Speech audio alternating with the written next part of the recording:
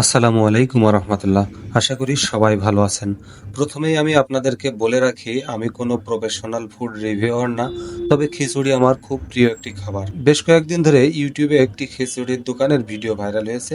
এমনকি আশেপাশের মানুষজনের মুখ থেকে শুনেছি নাকি 100 টাকায় গরুর মাংস দিয়ে বিখ্যাত খিচুড়ি বিক্রি হচ্ছে কাছাকাছি এলাকার একটি দোকানে। তাই লোভ সামলাতে না পেরে আজকে চলে এলাম এই দোকানে। আজকে আমার সাথে একজন বন্ধু আছে।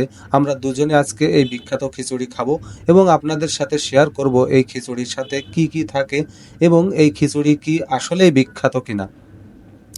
প্রথমেই দোকানে ঢুকেই বিশাল বড় হাঁড়িতে রান্না করা খিচুড়ি দেখতে পেলাম।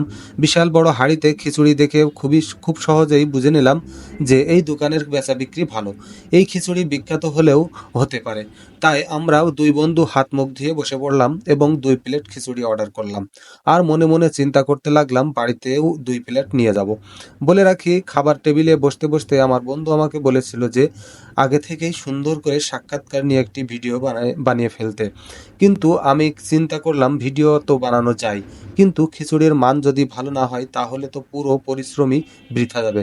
তাই ভিডিও করলাম না, কিন্তু আমাদের 2 প্লেট খিচুড়ির ভিডিও করে রাখলাম। এখন আপনাদেরকে বলে রাখি খিচুড়ির সাথে কি কি ছিল। খিচুড়ির সাথে শুকনা মরিচ ভর্তা, আলু ভর্তা, 1 টুকরা লেবু আর হাড্ডি সহ হালকা মাংস। খিচুড়ির মান কেমন ছিল একটা বিষয় আপনাদের সাথে ক্লিয়ার করে রাখি, খাবার খাওয়ার পরে খাবার সম্বন্ধে বেশি খোঁটাখুটি ঠিক না। আর সবচেয়ে বড় কথা, এটা কয়েকজন ব্যক্তির রুটি রুজির মাধ্যম। তাই আমি এই খিচুড়ি সম্বন্ধে খুব বেশি মন্তব্য করব না। তবে এটা বলতেই পারি যে এই খিচুড়ি কোনোভাবেই বিখ্যাত না। আমার কাছে এই খাবারটি ভালো না লাগলেও অনেকের কাছেই ভালো লাগতেই পারে। তবে যে সকল ভাই বোনেরা এই খিচুড়িকে বিখ্যাত বানিয়ে ফেসবুকে ইউটিউবে ভাইরাল করছেন, তাদের উদ্দেশ্যে বলবো দয়া করে যখন কোনো কিছুর রিভিউ দিবেন তখন নিজেকে দর্শক হিসেবে রাখবেন। কারণ আপনার একটা রিভিউর কারণে হয়তো অনেক দূর দূরান্ত থেকে অনেকে পরিবার নিয়ে এখানে খেতে আসতে পারে। আশানুরূপ না হলে তারা আপনার প্রতি মনোক্ষুণ্ণ হবে। তবে খাবার কোয়ালিটি একেবারেই খারাপ না।